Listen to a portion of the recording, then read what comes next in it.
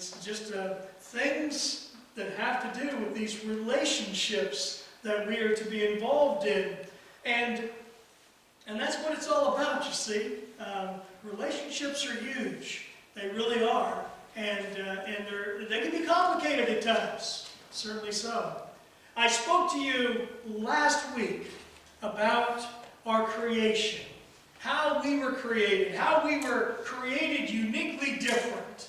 And I want to remind you today that uniquely different stuff is unlike the rest of God's creation. We were made with a physical body. And within that physical body, He gave us a soul. That makes us different than the other parts of creation. That makes us different than the animal kingdom at all. They do not have a soul. We have a soul. Our soul, that's the emotions, personality, and spirit. The part that remains after this physical body is used up. I don't know about you, but I realize that my physical body is being used up. Okay? And every time I have an ache or a pain, or I don't move as well as I used to, when I am stiff, and you know what I'm talking about? Maybe, if you're young, maybe you don't. But let me tell you, you get old in a hurry, and this body begins to wear down in a hurry as well. And we need to see that it is the body that is deteriorating through this life that we live. Our physical body, when it's used up, it disintegrates, dust to dust. But the emotion, the spirit, the soul, lives on. It is the soul that Jesus came to save. It is the soul that Satan attempts to retain control of. You see, God has made us in His image. But because we've all sinned against God, we all belong to Satan. Unless we've personally chosen to give our soul to Jesus Christ by submitting to His authority and choosing to live for Him. I want to give you this as understanding as we begin to see what is going on in our life and the lives of others around us. This spiritual battle that we find ourselves in today is all about Satan's desire to retain control of your soul, and Jesus' desire to save your soul. It is a spiritual warfare, the Scripture says, that is played out in our physical life every day. Satan wins the battle as he is able to put separation between us and God. If he wins there, he's won our very soul. The second part of Satan's strategy is to put separation between us and our relationships, our connections with others. Spiritual warfare is seen most clearly when we see how Satan is competing and ultimately destroying our connections with others. It is his goal. His ultimate goal is to move us from people, away from people, so that we are vulnerable and alone. The scriptures I'm using this morning are the same that I used last week, because it's important for us to understand these simple things. Because as we understand these simple things, it's going to reveal some complex stuff. Remember the verse from last week, 1 Peter chapter 5, verse 8. The scripture simply says, stay alert. Watch out for your enemy, your great enemy, the devil. He prowls around like a roaring lion, looking for someone to devour. As we know, we have watched enough of those animal shows on TV. National Geographic, nature shows, whatever. It's the one animal who is seen grazing in the grass over there, who gets separated from the herd over here. That's the vulnerable one. And the next scene is, you see the lion munching on that one. It's the same thing every show. Basically, the lion or whatever is out there that's the predator is going to be going after the prey that is easy prey. And the way that occurs is this: separate and conquer. Separate and eat. There's no reason to make it any harder than that. You see, God knows us. Because we are made in His image, our spirit is like Him, as we studied last week. Because He knows us, there is no surprise there. In Genesis chapter 2, verse 18, God says this: it is not good for man to be alone. Stop being the one who's over there while the herd is over here. You get that? Stop being alone. He says it's not good for you to be alone. And get this. Not only did God say it isn't good for man to be alone, He made sure to supply Adam with what was right and good for him. He says, well, I want to make sure you have a deep connection with someone who is good for you. I'm going to give you Eve. In fact, I'm going to take Eve out of you so that she is that close to you. That shows how concerned God is about us. He knows that separation and isolation is not healthy or good for us. I want you to understand this. It is not good for man, woman, child to be alone. Just let it sink in.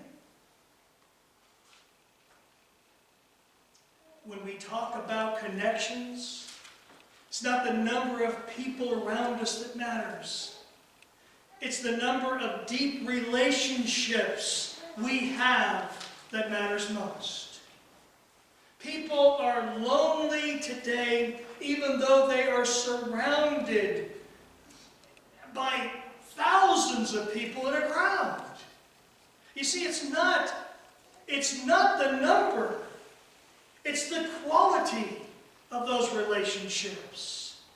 Because even standing in a crowd of people, without deep relationships, people will find themselves alone. And God said, it is not good for people to be alone. Unhealthy, tempting things happen when we are alone too long. Think about it. Where was Jesus when He was exposed to His greatest spiritual attack? Where was He? Out in the desert. And He was out there for 40 days. And He was experiencing, he was fasting those 40 days. And then Satan came to Him while He was out there. It is not good to be alone. Satan does some weird stuff. Now, Jesus went out there on purpose so that he could deal with this on purpose. And Jesus dealt with it in a perfect way, let me say that. But where was Elijah when Satan attacked him spiritually with his greatest oppression? Where was Elijah? You remember where he did? What happened? He had that great experience on the mountain when God came down with fire and struck the wood, and it caught on fire and burned up the sacrifice. You remember that story? Remember that? And Elijah was spooked because all of a sudden Jezebel was going to find out. Queen Jezebel was going to find out what he did. And he ran off. And the scripture says when he ran off, he began to cry out and said, "I'm the only one left." And he was depressed, and finally he fell asleep out there in the desert. And he's all alone. And Satan is dealing with him. Knowing Satan's war plan against us, should this come as a surprise to us? We thrive when we are in strong, positive relationships with others. On the flip side, we can experience darkness, depression, and even suicidal thoughts when those relationships are removed. You see, God knows what is best for us. He put us together just as we should be. He made us in His own image and made us exactly how He wanted us to be. Who knows our greatest need better than the one who made us? We need connections. We need partnerships.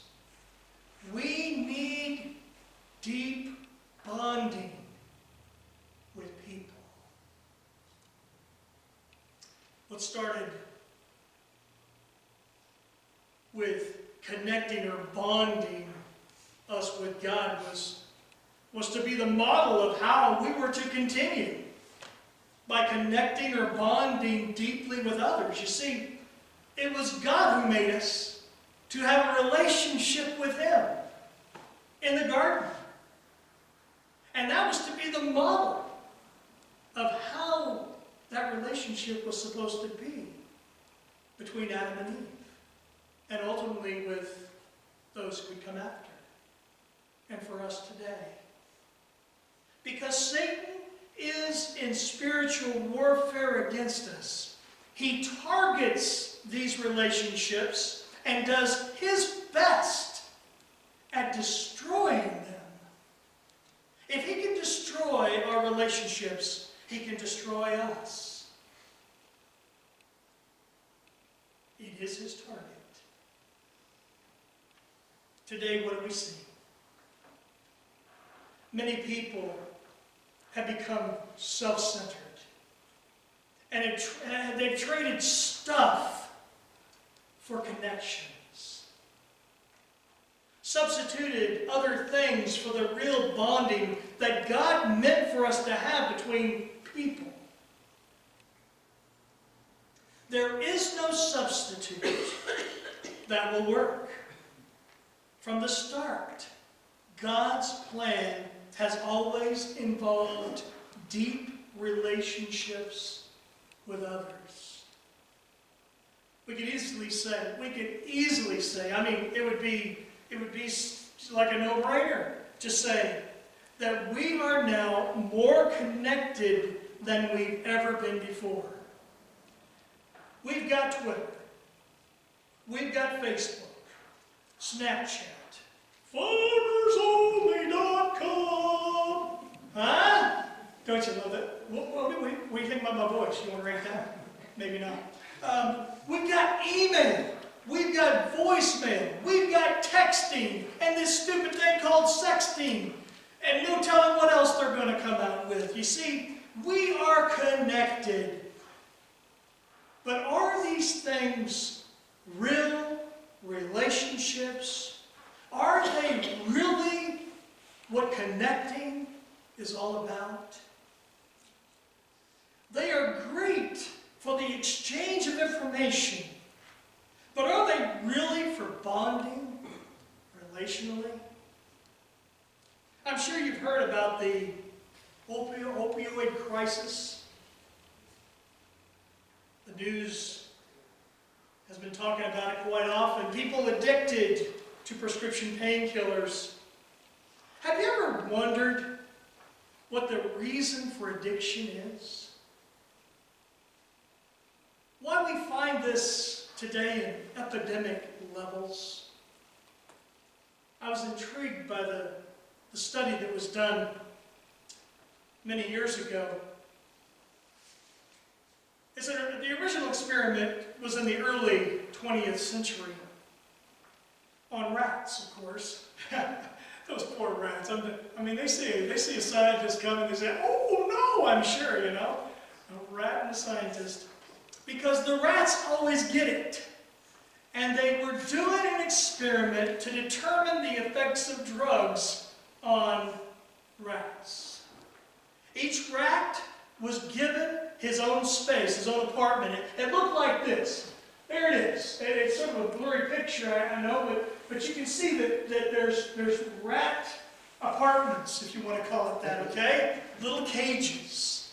And you see that what they did is they wanted to test the hook of drugs and all. They were trying to experiment exactly what was going on here. And so they gave each rat their own space. They got food, and they had two bottles. Two water bottles hooked up to the side of it. One of the water bottles was just plain water. And the other water bottle was laced with water and heroin. The outcome was predictable. The rats almost always preferred the drugged water. You say, well, duh. Yeah, right. I mean, it's a rat. Why not? See, before long, the rat in each cage would drink so much of the drugged water that it would kill itself. Even though it had food, space, and could do whatever it wanted, it died.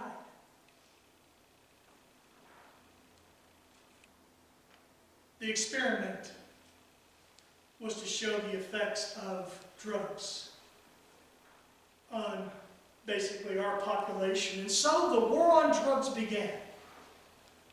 The war on drugs. Has the war on drugs been a success? Has it? No. I think that they failed miserably in the war on drugs. And it sort of shifted to cigarettes years ago. And then it became a war on cigarettes. And they weren't too successful with that either. So I don't know what the war on is now, but it's an opioid crisis now that they're talking about. You understand that they're, in the war on drugs, they decided what they would do is make the penalty for drug sales and dealers and all this stuff, they would increase those sentences and all, and so they got a ton of people in the prison system who are, dealers and all. That was the way they were going to deal with drugs, and they were going to start this campaign and take a pan, a real hot pan, and crack open a fried egg, and this is your brains on drugs. Remember that? I mean, when I was a kid, no, I was a little older than that, but I remember, that fried egg, and this is your brain on drugs. They were trying to give a negative voice and image to drugs.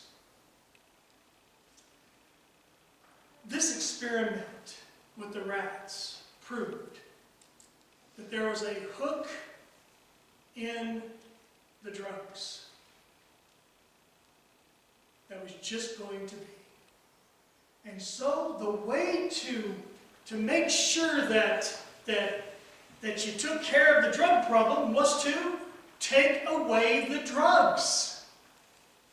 That was the idea. Basically, remove the drugs, remove the dealers, remove the supply line, and you would have cured the drug problem. You know why the war on drugs didn't work? It's because they're looking at the wrong thing. There was an experiment that was done after this. And basically it took that experiment that was done in the early 20th century on these rats in the cages. And there was this guy named Professor Bruce Alexander from Canada. And in the early 70s, he began to question the study that was done. He questioned the environment that the rats were in. And he began to rework the experiment with what he called Rat Park. That's a good one. Rat Park. And Rat Park is this. You see, it was well, today it would be called, free-range rats, okay? I like that. The experiment that he was going to do basically was to take the things of the previous experiment and change the environment. What he decided was Rat Park would include all the cheese or food that they wanted, just as they got before, all the food that they wanted, except this time they were allowed to have balls and entertainment things that rats would want. I don't know rats that well, but I do know that they love to play, and so they were given enough space to play with their toys, and they were given enough space to do what rats do, you know what I mean? Mating places, okay? And so they provided all these things. Well, guess what? When the bottles were introduced to Rat Park, it was the same bottles. The one bottle was water, strictly water, and the other bottle was water laced with heroin. What did they discover? Guess what? It was as if there was a total change in the things that the rats did. And I can't remember the percentage, but it wasn't 100%, but it was very, very high, in the high 90% of the rats did not use the heroin-laced water.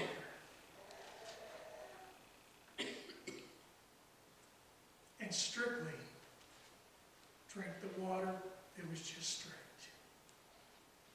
What was discovered was this. When you put rats in cages all by themselves, and you allow them to drink freely from whatever they wanted, they chose to drug themselves into death. But when they were given the chance to interact with other rats, the life of the rat changed, and all of a sudden, they would drink the water and not be drugged. They made the choice to drink the regular water. The conclusion is this: when we are happy and in healthy relational situations, we bond with each other. We want to be in the moment and not cloud that with drugs. We avoid drugs and other things when we're in healthy relationships. The free-range rats became drug-free, even though the drugs were hanging there for all of them to use. Do you get this? Do you understand what this experiment shows us? I have a close friend who was my age. He just passed away from complications of alcoholism. My friend drank himself to death. His organs were affected. He killed himself.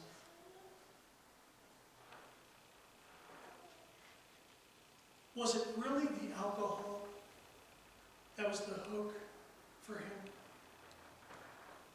Let me tell you what will not come as a surprise.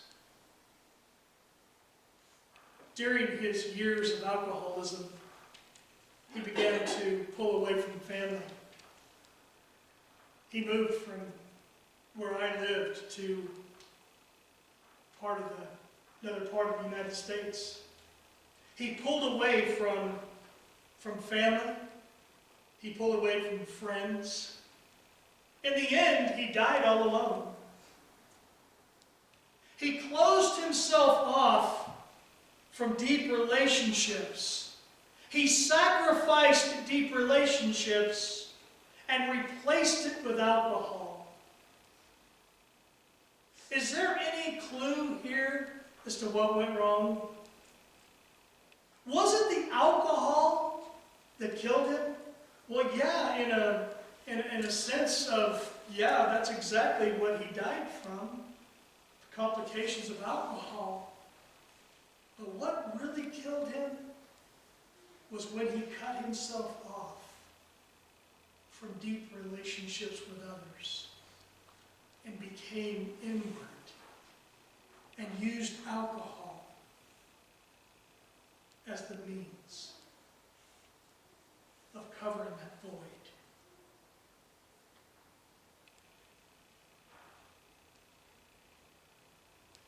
Is it a surprise that he lost his peace within and it was replaced with darkness and separation? As he used the alcohol, he separated himself more and more and isolated himself, cut ties with people, those who loved him. You see, it is not good for man to be alone. Satan provides the competing things so that isolation happens and deep relationships with people are sacrificed. I emphasize deep relationships with people because some have traded these relationships with people for relationships with animals today. Do you hear them talk about this? I'm an animal lover, they say. I'm an animal lover? What does that mean? My dogs are my kids. What? Well, you got an ugly kid, you got a cute kid. That's all I can say, my dogs are my kids. Have you heard people talking this way? Is this weird for you as it is for me? Huh? Maybe not. Okay.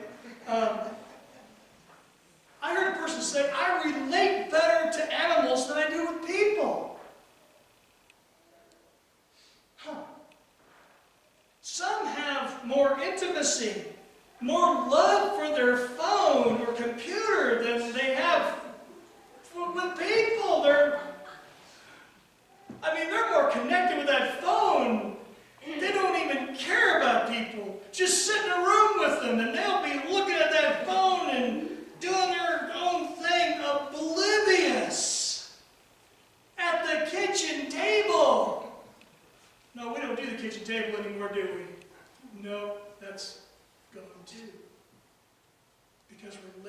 relationships have been dying for years, and things are taking the place of deep relationships, even in our families.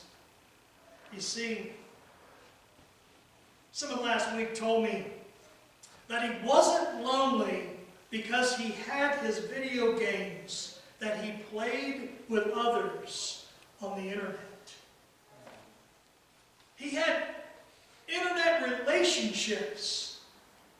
He was playing the games, and he was in a relationship on the internet with many people as he played his game.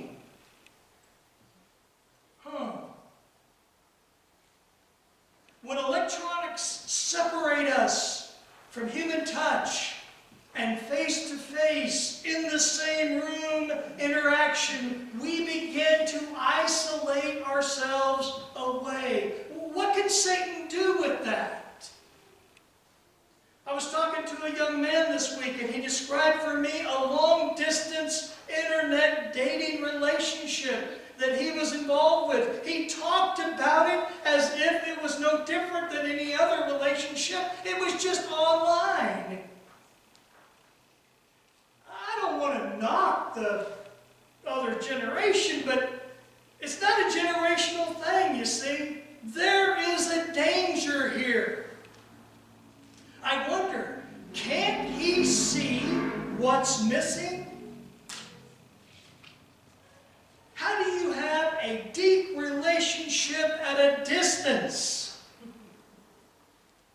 If this long-distance connection was a good relational substitute, we would have seen the one who made us make the same long-distance choice. But he didn't, did he?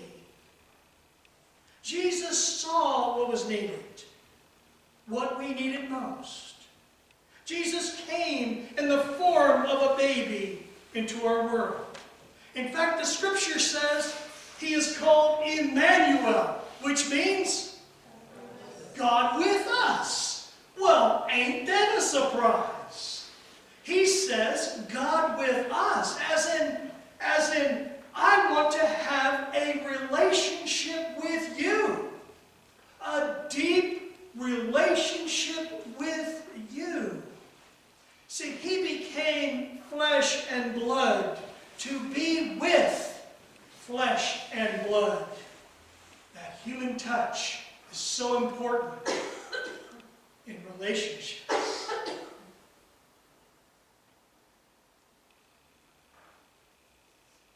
It's not enough to say, I love you from a distance. There's something about being in relationship, in love, together. Together.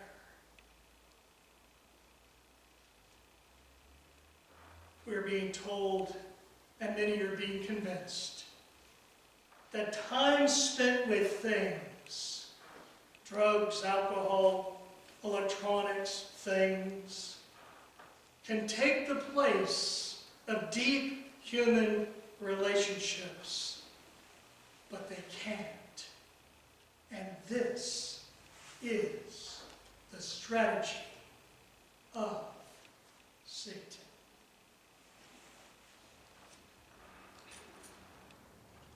When we are emotionally healthy in our soul, we naturally bond with each other. Bonding is what we crave as humans because it is how God made us. Humans have an innate need for bonding. The emotional, spiritual bond of trust and affection with people. People can attempt to fill the relational void with drugs, gambling, pornography, pseudo-relationships, one-night stands. You can hook up if you want, but there's the thing that cannot be mistaken here.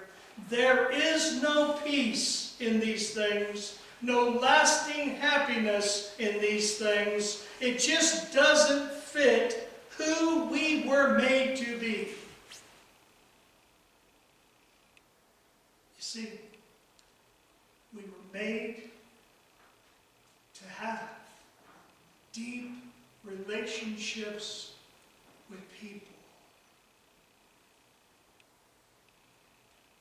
Because God said, it is not good for you to be alone.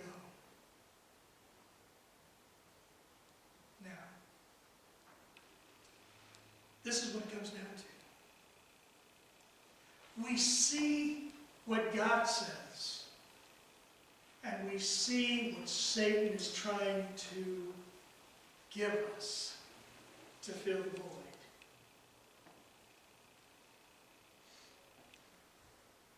And the question is, are we going with God and desiring deep relationships and putting ourselves out there and saying, I'm willing to trust and allow for a deep relationship with people? Or has Satan convinced you to isolate and get into yourself and allow yourself to pull away? I think we know what happens when people get there. Something will fill the void. For my friend, it was alcohol. For the rats, it was heroin. A man came by the office this week. He's got his other things that's filling his void. I'm not going to tell you what it was, but this is it.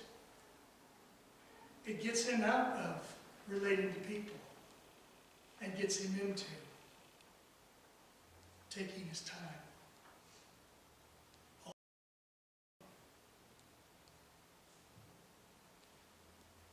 Has Satan been pulling you away? Has Satan been tempting you to cut those deep relationships? Has Satan been isolating you in your house, all alone, with just your TV to talk to you? Has Satan been pulling you away and giving you something to fill the void of those deep relationships that God says are so important? Has God been trying to get your attention because Satan is pulling you away from God too, into things that you know you shouldn't be doing? Or maybe, Satan has given you enough stuff to fill the void so that you don't have to come to Jesus at all and get in a deep relationship with Him.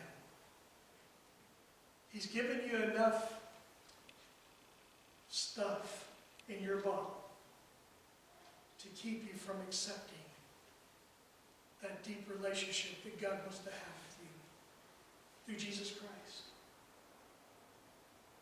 You see, this is Satan's plan, and what we need to understand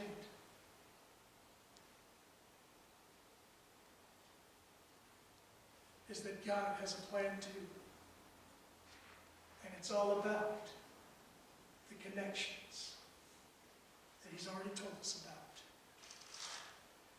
What's happening in your life? Where are you? And what changes do you need to make to become healthy, whole, and relational?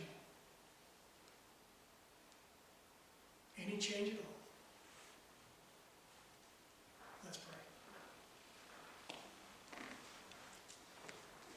Lord, we give you ourselves today and just ask you to reveal in us if there's anything that needs to be corrected, any area of our life that has gotten a little bit off track. Pray, Lord, that you give us understanding today, reveal within us the things that we need to deal with. It would not be unusual today, Lord, to have someone here who is allowing drugs or alcohol to have too much control,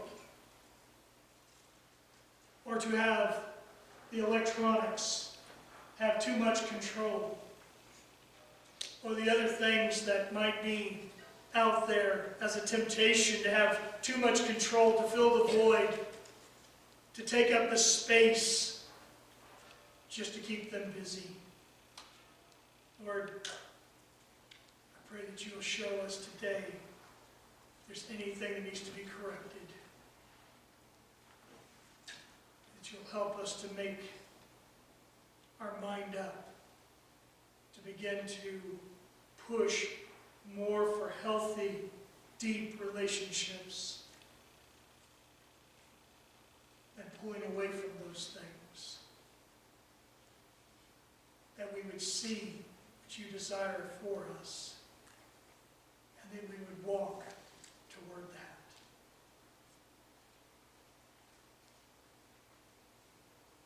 Today, as your heads are bowed and your eyes are closed,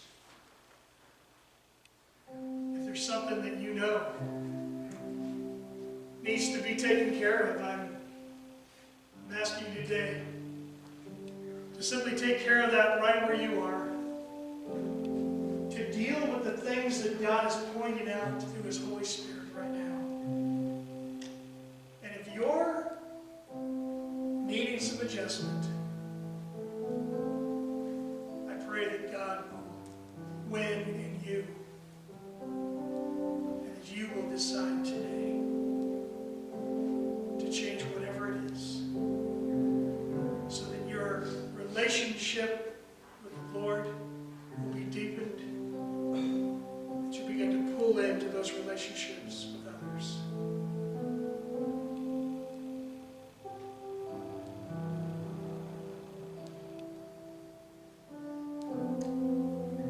Lord God, may your will be done.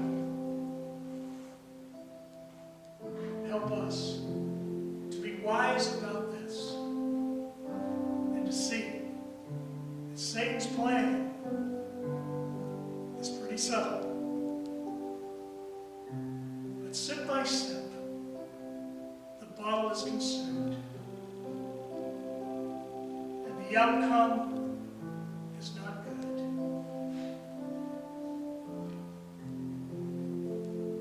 Help us to see that you desire so much more. And help us to have that relationship with you and others that you have made us to be. In Jesus' name. Stand and sing.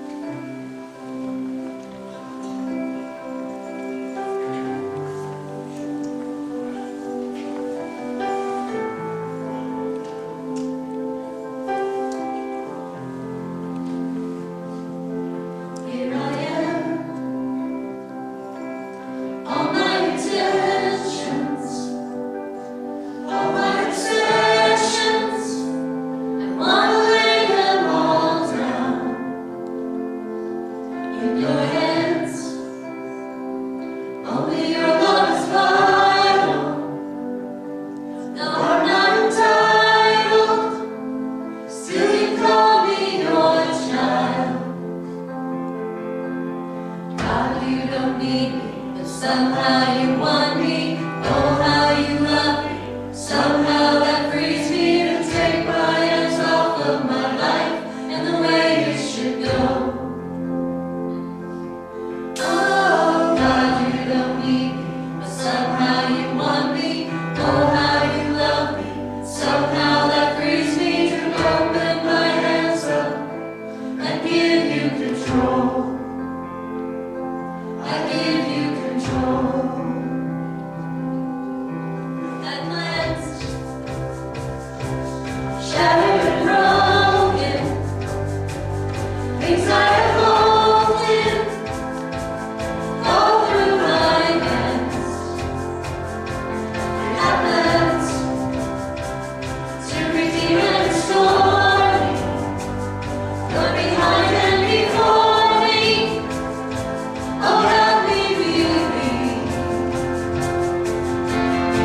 how you don't need me, but somehow you want me. Oh, how you love me. Somehow that frees me to take my hands off of my life and where you should go. Oh, God, you don't need me, but somehow you want me. Oh, how you love me. Somehow that frees me to open my hands up and give you control. You want me, somehow you want me. King of heaven wants me. This world has lost its grip on me. You want me, somehow you want me. King of heaven wants me. This world has lost its grip on me. You don't need me, but somehow you want me. Oh, how you love me. Somehow that frees me to take my hands off of my life and where you should go. Oh, how you don't need me, but somehow you want me. Oh, how you love me. Somehow that frees me to open my hands up and give you control. I give you control. I'll give you control. Oh, I wanna give you control. I give you control. You want me, somehow you want me. The King of heaven wants me. This world has lost its grip on me. The battle is real. The scripture says it's called spiritual warfare. It is.